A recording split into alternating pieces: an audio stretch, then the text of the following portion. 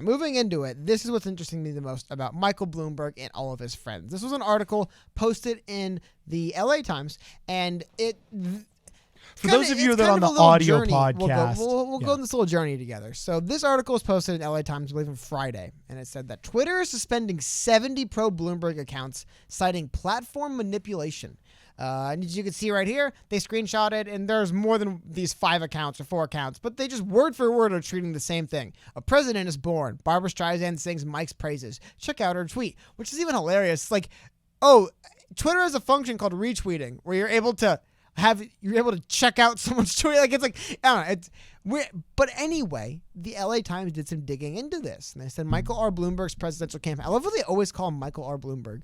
A presidential campaign has been experimenting with novel tactics to cultivate an online following, or at least the appearance of one. That's brutal. They get into the fact that this was indeed part of a far-reaching social media strategy, the Bloomberg campaign, which has hired hundreds of temps to pump out campaign messages through Facebook, Twitter, and Instagram. These deputy field organizers, what a title, receive $2,500 per month to promote the former New York mayor's candidacy within their personal social circles.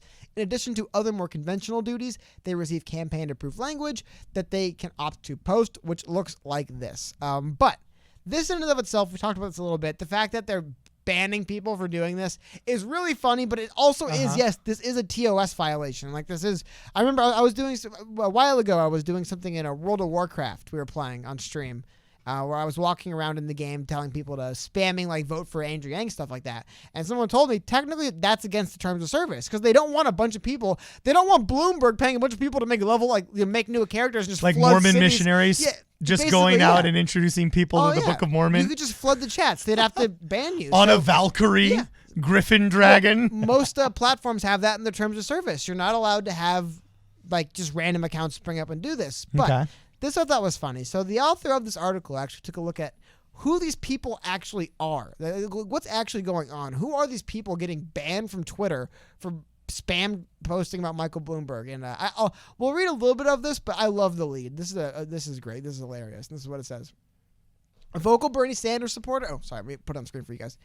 A vocal Bernie Sanders supporter, a Chicagoan with 0 followers on Twitter, a dozen registered Republicans. These are some of the digital soldiers Michael R. Bloomberg's presidential campaign has recruited in California to boost the former New York mayor's online profile. I love that. Imagine paying somebody with 0 followers on Twitter to tweet for you. Like, dude, you could just make an account. I think you have one follower. I was about to say, what would keep you from just setting up 7 different accounts and then creating 7 IDs saying, like, okay, I'm going to text for my daughter, for my son, for my wife, for my, and then getting 4 of those $2,600 checks and making, like, a 5-figure income out of this per month. Well, this is what I love. Well, they vet you a little bit. They will make sure you're individual, but they go into some of the experiences people had doing this. I love this one. So, who's excited for the debate tonight? Another organizer posted on Instagram asking her followers to sign up for the debate updates from Bloomberg's campaign. The post received 1 like and a comment. I hope you're at least getting paid for this, LOL. The funny thing is you can actually go on Instagram and find it right here. Here is the actual, do I have to enlarge so you can read the comments? Here is the actual post itself, and let me see if I can make it bigger for you guys. And you can see, I can't, but you can actually see the one comment where somebody said, I hope you're at least getting paid the comments for are this. flooded. Oh, yeah. And then there was even a guy that said, hey, is anybody else here for the LA Times article? Everyone went over there, because at first no one even saw it. And then this is what I love more, though. Yeah. So they go into another person who is a self-described Bernie Sanders supporter, right? So he texts one of his friends. Sam Donaldson just nailed it. Mike Bloomberg is the president we need to unite our country. He texts one of his friends Monday through Outvote, the app organizers use to reach out to their personal networks. He drew on language provided to him by the campaign, and he logged the text as part of his Bloomberg organizer responsibilities. But he quickly followed up with a personal addendum. Please disregard. Vote Bernie or Warren.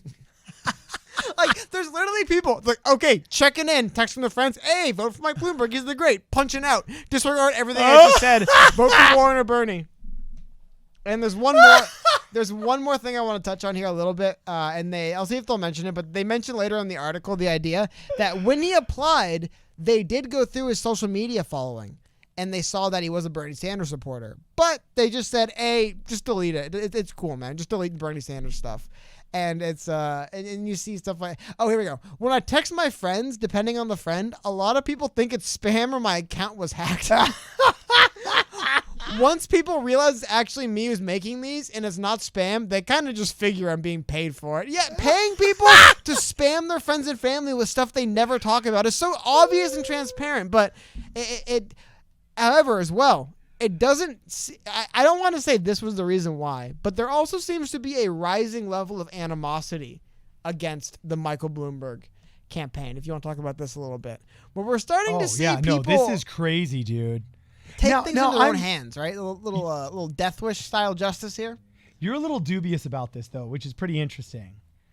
Here we go. The Mike Bloomberg campaign today tweeted out a list of vandalism incidents they've had at their campaign offices. Like, is this Jussie Smollett meets Michael Bloomberg, or is this legitimate? Because this smacks of two things. I could totally see the Bernie bros doing this because we all know how the progressive left is nowadays. But I'll tell you this much right now. Elizabeth Warren a progressive? Tulsi's a progressive. No, but see, Elizabeth Warren's followers are all college-level educated white people in the northeastern seaboard that probably don't even know how to buy a can of spray paint because they think that that's blue-collar stuff. And I'll tell you, the reason why I kind of buy into your theory that it's not just standard Antifa or progressives is because if it was Antifa, they would have burned it to the ground. You know what I'm saying? No, they wouldn't. And there would have been news of them doing that. Okay? What's your theory? Say what your theory is. Obviously the first theory is that people don't like Mike Bloomberg. Second, this isn't even a theory. I'm just putting the idea out here. If Mike Bloomberg comes to your town and opens up a field office and nobody cares, and it largely gets ignored and it shutters a few months later, that's a loss. But if Michael Bloomberg opens up a field office and people care so passionately, they show up to vandalize his office and break windows and spray paint it, it really makes it look like Mike Bloomberg's a serious threat here. People are taking serious. Now, this one I love. This was pretty nice. It looks like they spray painted boards and like that, whatever, the oligarch there, that's not the same as smashing the windows or graffitiing over him, but he seems to be paying everyone, is all I'm saying. He's paying people to spam their friends with text. Would he not pay people to perhaps do? That's what I'm saying. The realm of possibility. And if you go to the top of the text message, right? This completely smacks of actually go to the very top where it says like this. Those that use hateful rhetoric and intimidation to influence this election are only driving our country further and further apart. America deserves better. It almost seems like they knew that's what they're going to say. This just is a little bit programmed. Also to your point, and it's kind of like, dude, victims are hip right now, dude. But to our point, I want to also point out, as you were saying before, I don't see it here, but I do believe they have actually, the Mike Bloomberg campaign has accused Bernie Sanders supporters of being behind at least one of these. They've been accused by Mike Bloomberg. I just feel like the one that's actually done well where the glass is broken, I think that's the Bernie Sanders people.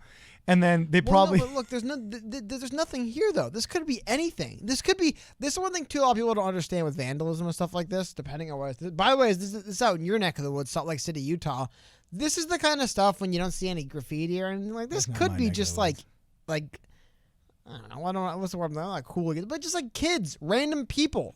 Yeah, it could just be some skaters. People throw bricks through McDonald's because they hate McDonald's. People throw brick through windows of all kinds of places. However, it does mean more when you see it's a Mike 2020. Like, but it's different than spray painting oligarch or eat the rich. I would say that one's a little bit. I kind of get their motive there, but some of these stuff you never know. A lot of this is graffiti. I'm not defending Mike Bloomberg. It's just I think he's literally paying people to do this. I'm not saying he is. I'm saying that's what I think because he's paying.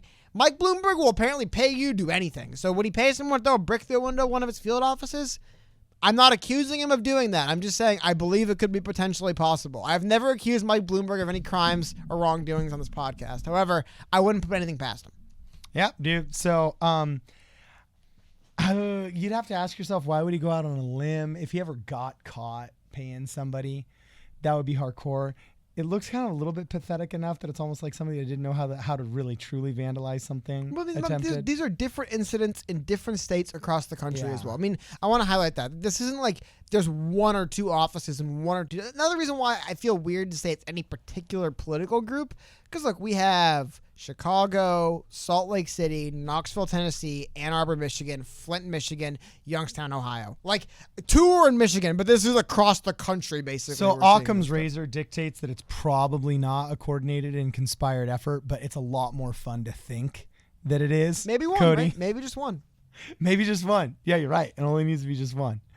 Okay, so anyway, let us know what you think. Is Bloomberg a victim? Did he do it himself? Is it part of the good fight? Or is it just a hoax?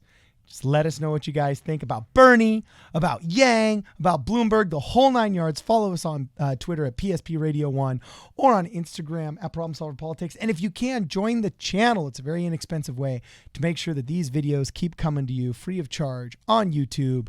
This is Problem Solver Politics. Actually, I shouldn't say free of charge. Without corporate sponsorship. This is Problem Solver Politics. We'll see you guys in the next video.